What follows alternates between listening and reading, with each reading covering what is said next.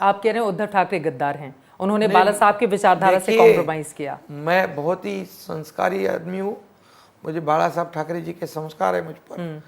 ये उनकी आज वो पूरी तरह बौखला गए हैं, उनके पास बोलने के लिए मुद्दे नहीं है, तो कोई भी भाषा इस्तेमाल करते हैं, मैं ऐसी गलत भाषा इस्तेमाल नहीं करूँगा।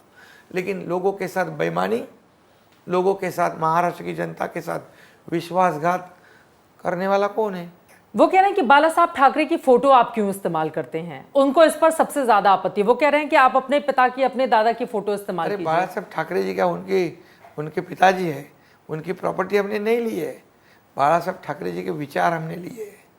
हमने पहले ही कहा था उनकी प्रॉपर्टी हमको नहीं चाहिए, उनके विचार यही हमारी प्रॉपर्टी है। आज ही के इंटरव्यू में वो कह रहे हैं कि आपने हमारी पार्टी ले ली, अपनी अलग पार्टी बनाइए या बीजेपी में शामिल हो जाइए। वो आपको इस तरह की नसीहत दे रहे हैं। हम तो शिवसेना है ओरिजिनल, हमारे पास मेजोरिटी है। एक पार्टी का प्रमुख अगर खुद के स्वार्थ के लिए, खुद को मुख्यमंत्री बनने के लिए पूरे पार्टी को दांव पे लगाएगा, तो क्या पार्टी में कोई लोकशाही में बोलने का अधिकार नहीं है? हम पार्टी छोड़ी नहीं है, नई पार्टी बनाई नहीं है। ये हमारी शिवसेना बाला साहब ठाकरे जी के विचार वाली आगे बढ़ा रहे हम, इसलिए शिवसेना बच गई, नाम भी बच गया, धनुष्यबाण भी बच गया। अब तो वो कहते हैं ये धनुष्यबाण कोई क्या कहते हैं उसको, चुनाव आयोग को कहा था उन्होंने फ्रीज कर दो। अभी ये बताओ, ये धनुष्यबाण के ऊपर कितना प्रेम है उनको। बाला साहब ठाकरे जी ने धनुष्यबाण कमाया, धनुष्यबाण उनका, उसको फ्रीज करो। कौन सा प्रेम है ये? आपका धनुष्यबाण बिल्कुल सही निशाने पर लग रहा है। सही, हमारा बराबर छूट गया है, धनुष्यबाण बराबर छूटे। लेकिन बाला साहब ठाकरे को लेकर बार बार उनकी ओर से इस तरह के आरोप लगाए जा रहे हैं। आप ये कह रहे हैं कि असली शिवसेना आप हैं, नकली शिवसेना? देखिए, असली और नकली में जाने से अच्छा लोगों के दिल में क्या है। लोकसभा में ये लोगों ने प्रूव कर दिया है, हमारा स्ट्राइक रेट बढ़ गया है, हमारे पास वोट शेयर आ गया है। 13 सीटों पे हमने स्टेट फाइट की, 7 हम जीत गए। वो गढ़ कहते थे कोंकण, एक भी सीट नहीं आई, संभाजीनगर हार गए, तीसरे नंबर पे पहुंच गए। वो बार बार बीजेपी, कई जगहों पर उनके मैंने बयान सुने, बीजेपी के कार्यकर्ताओं से अपील कर रहे हैं कि ये गद्दार है आपके शिंदे गुट के अब्दुल सत्तार को लेकर, और इसके खिलाफ आप हमारे साथ आए, वोट दे, इनको सबक सिखाना है। तो जब इस तरह के बयान वो देंगे तो कितना असर करेगा? वो बौखला गए, मैं बोला ना, बौखला गए हैं, बौखला गए। उनकी हार उनको दिख रही है,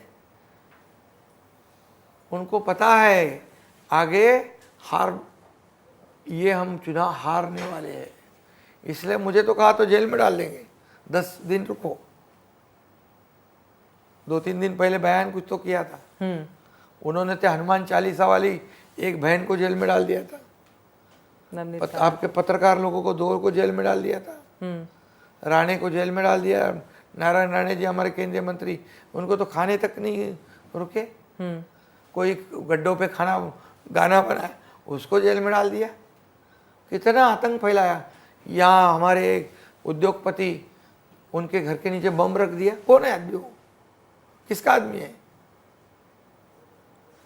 ये? अभी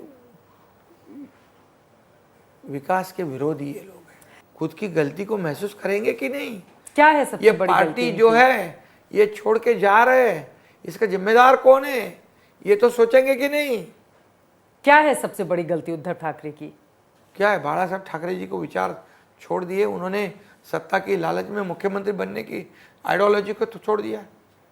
वो बार बार आपके ऊपर आरोप लगा रहे हैं कि महाराष्ट्र को जो उद्योग धंधे मिलने चाहिए थे वो गुजरात जा रहे हैं, और हर रैली में, हर इंटरव्यू में वो ये बातें कहते हुए आप पर निशाना साधते हैं। मैं बताऊंगा कि उन्होंने 2.5 साल में कितने इंडस्ट्री को लाया, और मैं बताऊंगा हमने कितना लाया।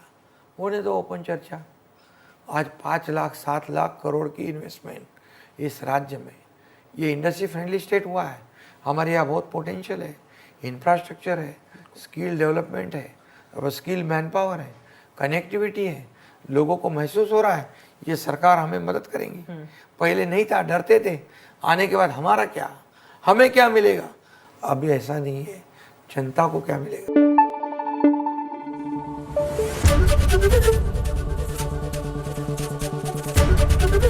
एबीपी न्यूज आपको रखे आगे।